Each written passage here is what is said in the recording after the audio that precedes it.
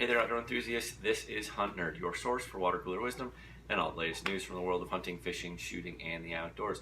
This show is recorded on Monday, November 5th. That's right, the rut is fully here. Hopefully you're watching this, you're out in the tree stand. Actually, hopefully you're not. Don't pay attention to your phone when you're in the tree stand. That's a bad idea. Look over there.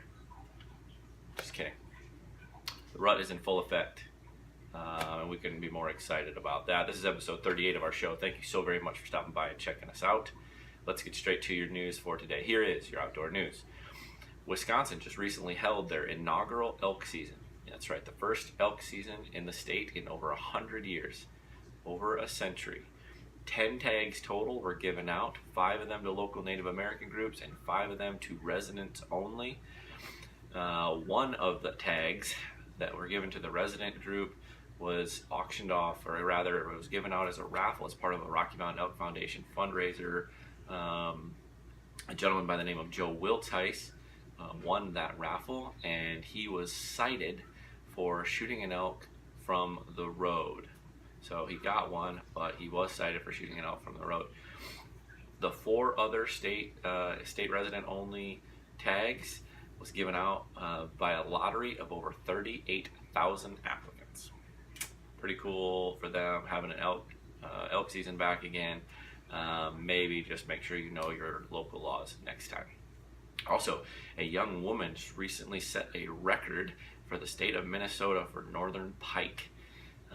This woman was fishing on Lake Mille Lacs, or Mille Lacs Lake as the locals call it, and they were trolling in about 12 feet of water through a weed bed when she hooked up with this giant northern pike.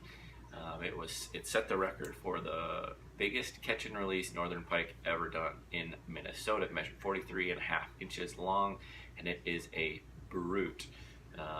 More information on that, the gal that caught it, and pictures of the fish can be found on our Facebook page.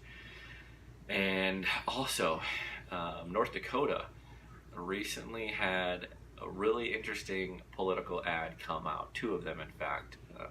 There was an ad that suggested that if you were a state resident of North Dakota and you were planning to vote, you might lose your hunting privileges in other states. 2 separate ads were ran by a group in the state making this claim and pointed back to ultimately to the party's website, which was the Democratic NPL. Many groups believe that they were making these false claims in order to suppress conservative votes.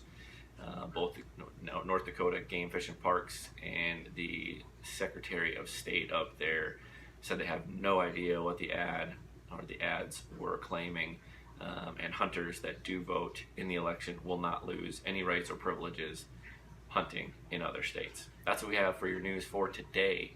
This is episode 38 of our show.